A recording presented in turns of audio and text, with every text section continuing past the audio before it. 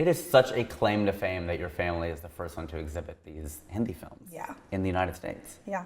Yeah, I mean, that's quite a legacy. It is, yeah. It's amazing. And one day I'll write a novel about it. Yeah, as you should. And then you can contact my brother, since he's a novelist as well as a publisher of novels. Oh, nice. Yeah, so he's done a few things, which has been pretty crazy.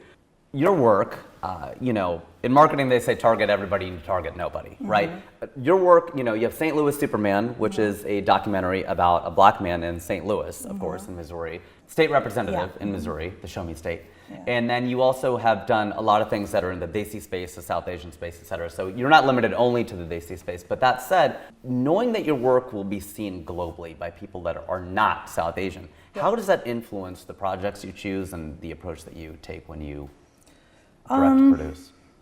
I guess it's not something I'm conscious of at all, because, I think that's just the space that so many of us occupy. Like those kind of traditional walls between domestic, international, et cetera, are falling, a lot thanks to streaming, honestly. And even just as a person, I am Indian, I'm American, I'm a woman, I'm a human being, a millennial, like a human being in this world. And each of those, facets of my identity attract different interests, right? So I pursue things that I'm interested in and things that I feel like I can sort of explore some facet of humanity through, that's sort of the only through line, in all my work is trying to ask big questions about the world we live in, about who we are as people.